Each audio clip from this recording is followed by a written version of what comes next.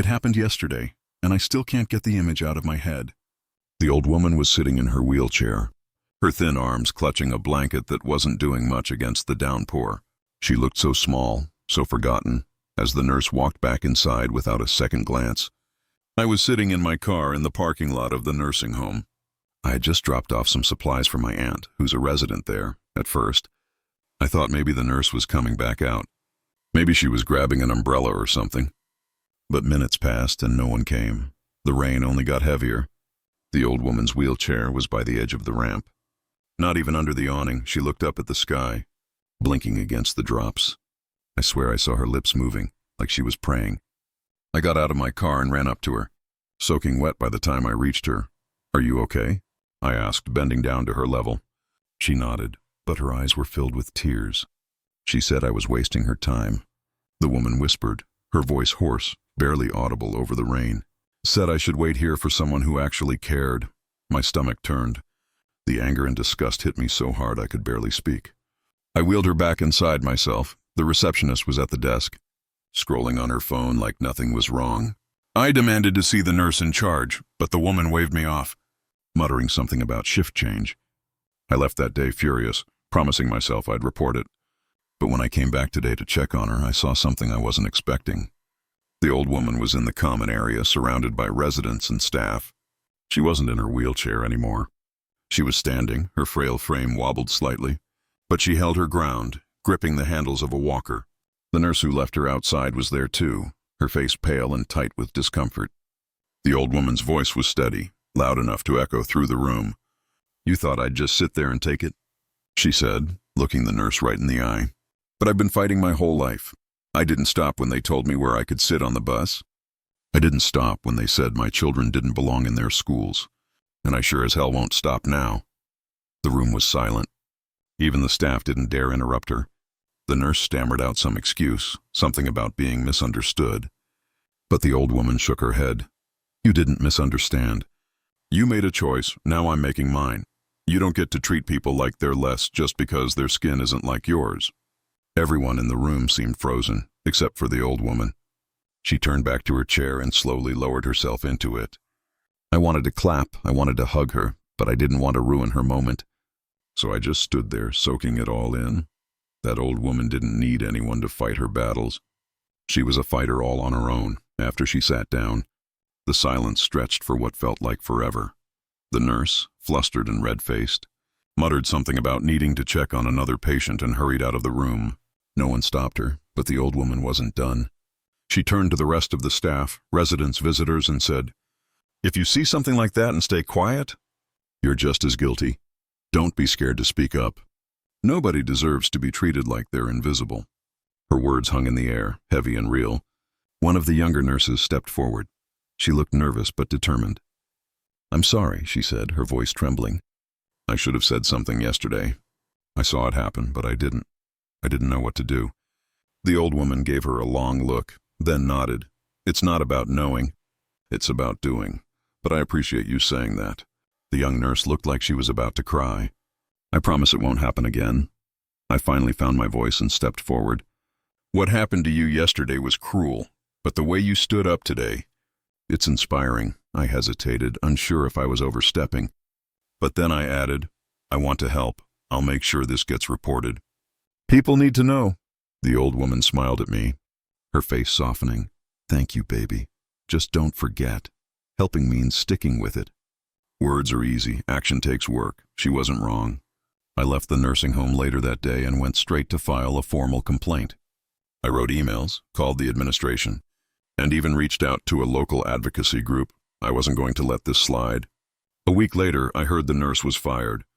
But what stuck with me most wasn't the nurse's dismissal. It was the old woman's strength. She reminded me that standing up for what's right doesn't always look big or dramatic. Sometimes it's as simple as refusing to stay quiet. Even when you're the only voice in the room, her fight wasn't just about herself. It was about making sure no one else in that home, or anywhere else, would be treated that way again. And she did it with dignity, grace, and power. I'll never forget her or that moment. It changed the way I see the world and myself. A month passed, but the memory of that day stayed with me.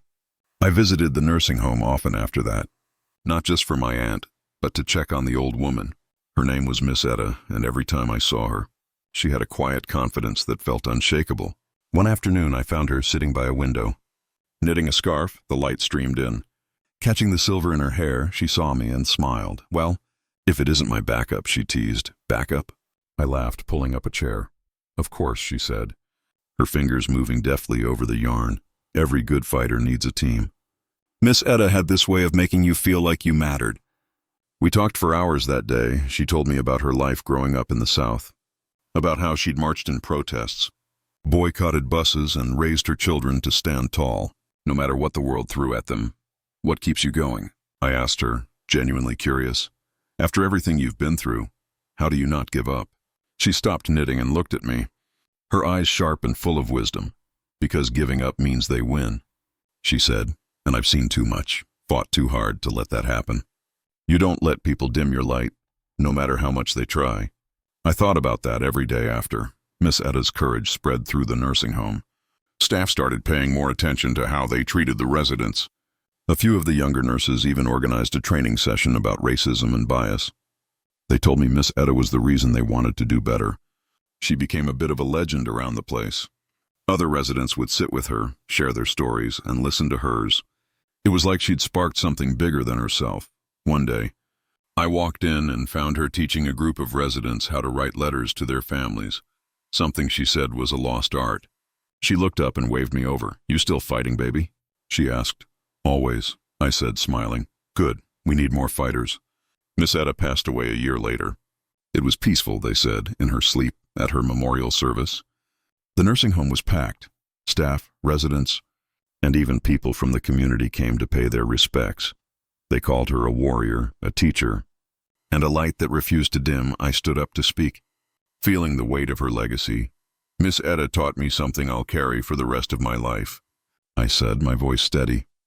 "She showed me that no matter how small you feel, no matter how much the world tries to knock you down, you can fight back, and when you do, you light the way for others." Her story didn't end with her. It lived on in every person she touched, every change she inspired after Miss Etta's memorial. I couldn't shake the feeling that I owed her more than just words. Her fight wasn't just hers. It was part of a bigger struggle that people like her had been carrying for generations. I knew I couldn't let her legacy stop at the walls of the nursing home. The first thing I did was gather the younger nurses who had organized the bias training. We started brainstorming ways to make lasting changes, not just in that nursing home, but in other facilities too. Together, we formed a small coalition called Etta's Light. A name everyone agreed felt right. We started with small actions, like advocating for better staff training and policies to protect vulnerable residents. But as word spread, more people wanted to help. Families of residents, local community leaders, and even a few retired activists reached out, sharing stories of neglect and discrimination they'd witnessed. One of the first big wins came when we convinced the nursing home's administration to adopt a zero-tolerance policy for racial discrimination. Paired with mandatory training for all staff, they even put up a plaque in the common area, dedicating it to Miss Etta's memory in honor of a woman who stood tall and taught us all to do the same. But it didn't stop there. We took our efforts to the local government, pushing for more oversight of nursing homes and underserved communities. We held town halls where people could share their stories and demand change. At one of those meetings, an elderly man stood up and said, "Miss Etta's fight lit a fire in all of us. Let's make sure it keeps burning." Hearing that, I felt a lump in my throat. She wasn't just a memory, she was a movement.